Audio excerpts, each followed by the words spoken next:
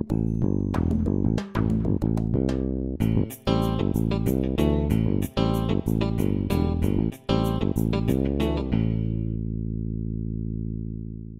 have one of our own members who's going to do a demo and show us how to build cabinets. Wayne Peden. Good evening. About 20 or 25 years ago, my wife was happy with the house, and a couple of years later she said, I think I want to remodel the bathroom. And so we went around looking at cabinets for the bathroom or whatever, and went over, looked at millwork. There was no such thing as Home Depot or Rona at that time. So we looked there, and I looked at some kitchen cabinet places, and at the end of the day, it was around $1,400 or $1,500 to build a cabinet for my bathroom, and it had to be a specially made piece there. And so we walked away from the store, and I think to myself, oh, Jesus, that's a lot of money. My wife apparently had a lot of faith in me, and she said, you can make that. And so off I went. I started looking at a lot of cabinets. Whenever I went to people's houses, I used to go in and peek around and look at that. Whenever I was in stores, I'd be looking at it, trying to figure out how to use it. And then probably one of the best things I did, I went to the bookstore. They don't have a lot of bookstores now, but I went to the bookstore and I bought a couple of books. And I read these through about 2 or 3 times. There's no YouTube or video back then, and so this is what I looked at. And based on what I had seen in the different stores and what I had read here in my own common sense, I said, you know what, I think I can make some cabinets. Cabinets at that time were primarily a face frame cabinet. Does everybody here know what a face frame is versus a frameless? Anyways, most of the cabinets 20, 30 years ago had a frame on it. And what that means is basically you have a cabinet, something like this, and you have 1x2 come along here. Excuse me, is the cameraman going to falling asleep? Okay, so you have 1x2 that goes along here, and all of the hinges are attached to the face frame. And my first one I made, in fact, was a frame type cabinet. And the whole cabinet in my bathroom was built with biscuit joints, because at the time I was reading these books and they said, oh, biscuits is the way to go. And to be honest with you, 20 some odd years later, that cabinet is still standing strong, it's doing well, and the biscuits have never gotten loose or anything. I made biscuits to join the carcass. I had biscuits to join the face frames together. I had biscuits to do the door frames. I did everything with biscuits, and the only screws in the whole cabinet were the ones that were holding the face frame onto the plywood. And what I did there is I countersunk some holes, I put some screws, I attached it, cut some plugs, and then I hammered them in place, and so you didn't even see it. But that was the first type I did. It was a face frame, and they worked great. And face frames are just as good as frameless frames. It's just a different style. I would think most of the cabinets you see today in most of the stores are something along this style. And don't forget, if you ask 10 different cabinet makers how to make them, you probably get 10 different answers as well. Everybody has different styles, different methods of doing it. The cabinets that when I first started, biscuits was the way to go, and then it was pocket holes, and then it was just straight. On this one here, for example, you can probably see it a bit better on the back. This piece of wood is attached here and here. Because this is at the bottom, and it can be viewed, there's no pocket holes. The top here, I'm just going to lift this up for a second. The top has all pocket holes. But if you go to the bottom, it's clean. There's nothing there. And the reason I've done it that way is because underneath is an area where somebody may see. On this side here, people can see. nobody's going to see here. This is going up to the ceiling. When I go over this side here, I have the pocket hole again, but down here I have screws, and I'll get to you as to why I've done it that way. So the first thing you're going to do if you're going to build a cabinet, you got to figure out where it is you're going to put them. Where in the house, where in the wall, how's it going to fit in there? You have to do a layout, and you have to do some designs. And over the years, I've done a great many designs. What I'm working on here right now, this cabinet here is for my laundry room. And the first thing you're going to do is draw a picture of the whole room, the wall that goes up against, the size. This cabinet here is part of 3 cabinets. One goes over top of the dryer, the other one goes over the washer machine, and this one here goes over top of the sink. If you look at where the dryer is 27 inches wide. The washing machine is 27 inches wide. So the cabinet over top of the dryer is about 28.5 inches.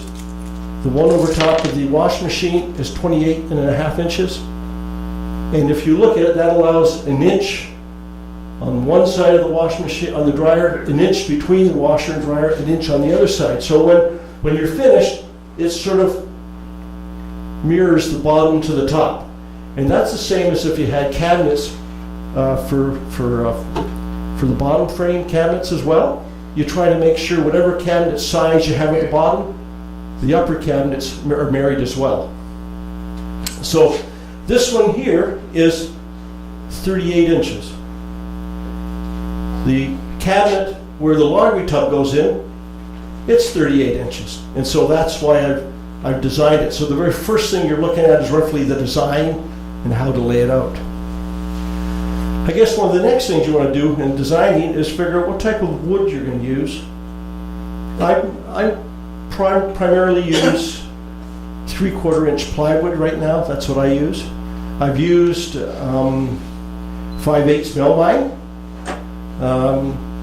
My garage is all 5/8 melamine. In my daughter's basement, I did 5/8 melamine. But generally, I enjoy working with the plywood, and I enjoy the 3/4 inch more so than the 5/8 or the 1/2 inch, which you'll see some places. If you go to most places around now, you'll see 5/8 particle board.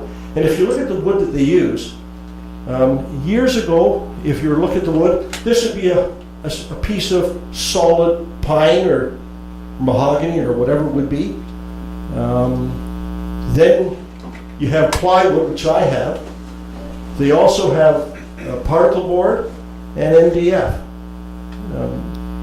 Solid wood is generally the best wood as far as strength goes, but it has issues with cracking, and it also has issues with expansion, because don't forget, wood will not expand lengthwise, but it will expand sideways. And if you have a piece of wood that is clamped on this way to wood that's going that way, you can in fact have splitting, because the wood that's clamped on the sideways is not going to expand, but the wood that's clamped on this way will expand, and you can actually have splitting. And so most of the cabinets you see today, they're all made out of plywood or MDF or particle board. Particle board is not bad. The plywood is not as strong as real wood. It doesn't have the strength that real wood has, but it's fairly stable, and it has a fairly good strength to it as well. Now, if you go to particle board, it's stabler. It's more stable than plywood, because if you put your hand across plywood, you'll actually feel, I'm going to exaggerate, the wood doing this, because plywood is essentially layers of wood sandwiched together with glue. And some of these layers can sort of undulate back and forth. And so that's plywood versus particle board. Particle board is flat and straight and solid. But if anybody's had a cupboard for a number of years and you have a screw into a particle board cupboard, that's the first part that starts failing on them, is the screws start pulling out where the hinges are and stuff like that. MDF is very fine. It's like sawdust and glue, but the one thing about it, it is flat, it is straight and really smooth. If you wanted If you wanted a wood to paint, that's probably the best stuff to use because it's just as smooth as can be. But again, it has the same problem with strength when it comes to being pulled out with the screw in that. This one here is pretty solid. You can lay on it pretty good. Particle board and MDF, not quite so much. This has more strength to it, and that's why I use plywood. I was going to say, if anybody has any questions, put their hand up and ask. Yeah. Does MDF swell when it gets wet? Yeah. I never used it. Yeah, I've used it. The top there is MDF for the table, and if you seal it well, it works pretty good. But it's flat and smooth. That's the nice thing about it. Who would you seal it with? I use like Varathane. Yeah, that's what I use. Yeah. The plywood, when you say it blows, is there anything that you can do to stop that? Or No, is it comes from the factory that way. Is it so small that it isn't going to be an issue? It's not. You can feel it, but generally it's good enough for the girls that I go out with.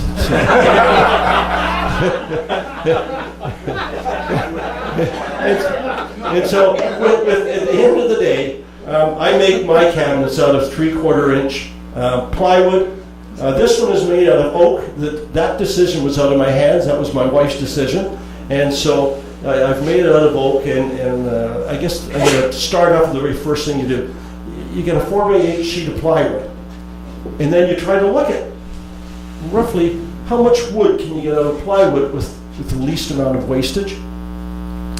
This here is 14 inches wide. If you go to get a cabinet at any store, it's going to be 12 inches wide. My wife doesn't like 12 inches, she likes 14 inches. If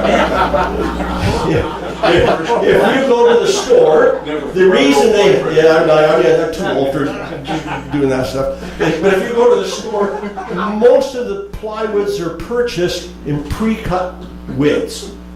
12, 16, I think they even have 24. And a lot of times they'll have the holes all pre-drilled and everything like that. And so for kitchen cabinets, the